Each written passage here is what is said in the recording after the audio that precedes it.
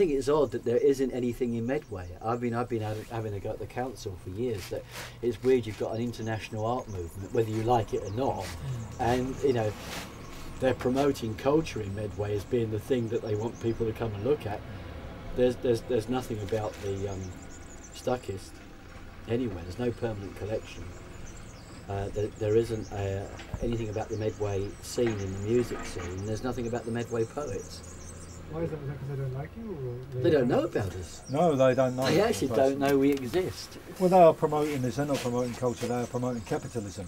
Well, they're promoting a heritage rather than culture, aren't they? The dockyard, the historical dockyard, and Charles Dickens lived there, and that's all they're interested in. Generation, because they got a lot of money to regenerate the area as part of the Thames Gateway, and they brought all these business people in, and they had an arts panel there with one artist on it.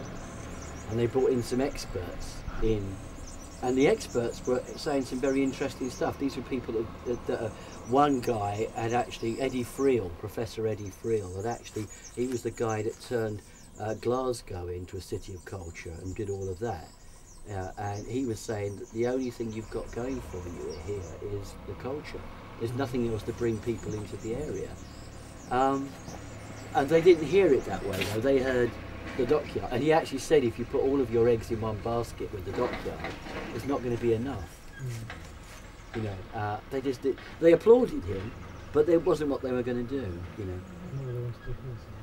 and now, of course, because of the recession, a lot of the money that is going into the structural regeneration, the buildings, it's all gone, it's dried up. They've bulldozed entire areas, haven't they? They just left them. Entire areas of Medway, and there's nothing to, they can't build on it now, they haven't got the money to do it, and pulled this thing down.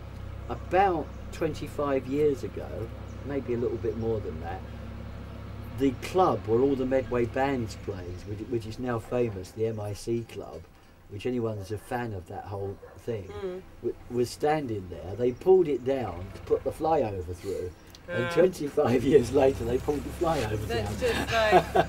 It's like Hitchhiker's Guide Through the Galaxy. Yes, yes, the plans were in the office. Why didn't you visit? Yeah. Mental madness. Yeah.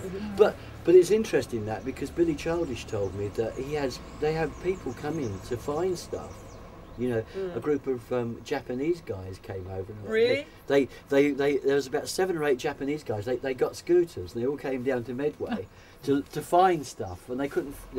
Where the bands used to play, they drove round for 4 days, and there was nothing. They ended up in Billy's kitchen. Around the one-way system. You know.